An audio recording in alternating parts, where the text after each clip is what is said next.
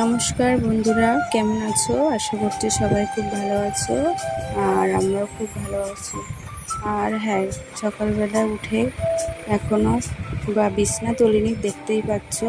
Brush করছি, তো brush করে হাত মুখ ধুয়ে চলে এসেছি বিছনা তুলতে। বিছনাটা আগে বাসি বিছনা পরিষ্কার করতে হবে। ওদিকে প্রণিকার বাবা বাথরুমে গেছে, মেয়েকে ব্রাশ করিয়ে ও এখন খেলা করছে। এই মধ্যেই আমি আমার বাসি কাজগুলো সেরে নিই। তো ছোট্ট ঘর, তো ঘরের মধ্যে বিছানাটা সবসময় ক্লিন না রাখলে ভালো দেখায় না। একটা মানুষ যখন ঘরে আসবে, আমাদের বসতে দেওয়ার মতো বিছানাটাই আছে। তো আজকে ভিডিওটা একটু অন্যরকম, মেয়েকে খাওয়াবো একটু পরে। তো আজকে আমি সকালবেলা কী করি সেইটা নিয়ে চলে এসেছি তোমাদের সাথে শেয়ার করার জন্য। আমি সকাল থেকে দুপুর পর্যন্ত কী করি সেটাই তোমাদেরকে দেখাবো। তো দেখো, বিছানাটা গুছিয়ে নিয়েছি, এবার ঝাড়ু দিয়ে বিছানাটা ঝেড়ে দেবো। ধুলোবালি থাকে তো, সেগুলো পরিষ্কার না করলে বিছানায় মেয়ে খেলা করে, ওই যদি আবার কিছু তুলে মুখে টুকে দেয়, সেজন্য সবসময় ক্লিন রাখাটাই ভালো। এবারে চলে এসেছি রান্নাঘরে ওর জন্য সকালের খাবার করতে। তো কদিন ধরে ওর পায়খানাটা একটু শক্ত হচ্ছে, যার জন্য ওর খাবারটা একটু আম বা চিড়ে খই দিয়ে বানাচ্ছি। ওর জন্য 1 চামচ চিড়ে ভালো করে ধুয়ে 2-3 জলে ধুয়ে নিয়েছি, নিয়ে মিক্সিতে নিয়ে নিয়েছি। আর একটু খই নিয়েছি, এখন তো পাকা আম আছেই সবার ঘরে ঘরে। তো একটা পাকা আম ছাড়িয়ে মিক্সিং জারে দিয়ে মিক্সিতে পেস্ট করে নিয়েছি। তো এটা হচ্ছে একটা ঝটপট খাবার, তৈরি করতে বেশি সময় লাগে না। আর আমার মেয়ে এই খাবারটা খেতে খুব ভালোবাসে। ও আম খেতে খুব ভালোই বাসে। তো আমার এখন কাজ আছে সকালে অনেক, তো যেটা তাড়াতাড়ি হয় সেটাই করছি। একটু গরম জলের মধ্যে একটু ফর্মুলা মিল্ক গুলে নিচ্ছি। তো গরম ফর্মুলা মিল্কের মধ্যে তো আর তোমার ঠান্ডা আমেরটা দেওয়া যায় না, যার জন্য আমটা একটু ঠান্ডা করে নিচ্ছি।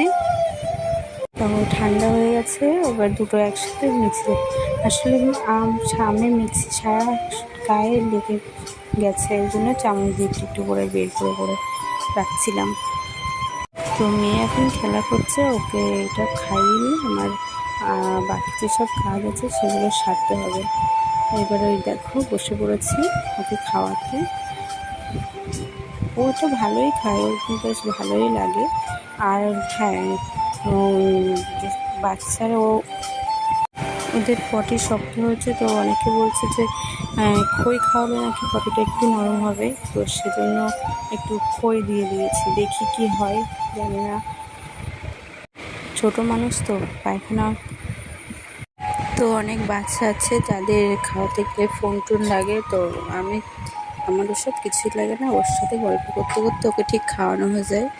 তারপর ওকে খাইয়ে ওকে ঘুম পাড়িয়ে এসেছি, কেননা সকাল হলে ওর একটু ঘুমোতে হয়। তারপরে এই যে চলে এসেছি, ওর রাত্রে বাসি জামা কাপড়গুলো ছিল, ওগুলো পরিষ্কার করতে হবে। আজকে আর বেশি জামা কাপড় নেই, অল্প কটা। তো ঝপাঝপ ওগুলো কেচে ধুয়ে নিতে হবে।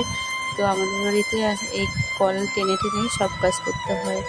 যে থাম্বনেলে দিয়েছি না যে বিবাহিত জীবন, তো এই জন্যই বলছি যে বিয়ে করলে, বাচ্চা হয়ে গেলে সকাল থেকে রাত পর্যন্ত একটার পর একটা কাজ করে যেতেই হয়। কেউ বলবে না যে থাক আর করতে হবে না, যথারীতি নিজের সংসারগুলো তো করতেই হবে। তো বিয়ের আগে জীবন এক, আর বিয়ের পরের জীবন আর এক।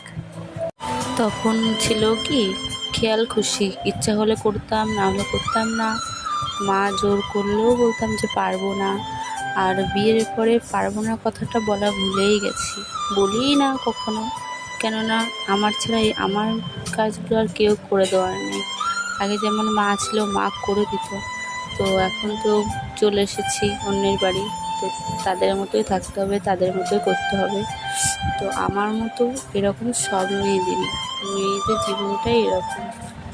কাজ করো না কিন্তু ঘরে যে কত কাজ করতে হয় সেটা আমরাই জানি। বাইরের কাজ না করলেও ঘরে কাজের কোনো শেষ নেই। সকাল থেকে রাত পর্যন্ত একটার পর একটা আছেই। আরও যদি কোনো বাড়িতে তার কোনো বাচ্চা থাকে তাহলে তো আরও এক্সট্রা কাজ। তো ছাড়ো সেসব কথা, কেননা এই নিয়ে জীবন। তো তো মেয়েকে ঘুম পাড়িয়েছিলাম, ও ঘুমাচ্ছিল, সেই ফাঁকে এই কাজগুলো সেরে নিয়েছি।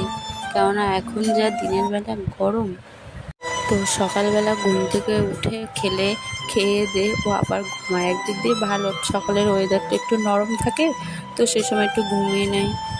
তো ওটাই শরীরের দিক দিয়ে ভালো, কেননা ও প্রচণ্ড ঘামে, তার জন্য শরীরে, বাচ্চাদের শরীরে তেমনি গরম বেশি সবাই বলে। তো দেখো, আমার কাছে তো ভিডিও করার কোনো স্টার নেই, তো যেখানে পারি সেখানে ফোনটা সেট করে নিজের কাজগুলো তুলে ধরার চেষ্টা করি। তো যে অল্প কটাই জামাকাপড় ছিল সেগুলো মেলতে চলে এসেছি। এখন যা রোদ্দুর, একটু দিলেই ঘন্টাখানেকের মধ্যেই বেড়ায় শুকিয়ে যায়। এখন বাজে প্রায় 10টা। তো 10টার সময়, আজকে তার মধ্যে শনিবার, তো কাজগুলো প্রায় শেষ। এবার আমি আমার ঘরটা মুছতে হবে। ঘর মুছে পরিষ্কার করে তারপরে স্নান করে পুজো দিতে হবে। তো ডেলি আমার এই কাজ, মানে এগুলো কেউ আমাকে করে দেয় না বা কেউ হেল্প করে না, এগুলো আমাকেই করতে হয়। তো সেইগুলোই তোমাদের দেখাচ্ছি।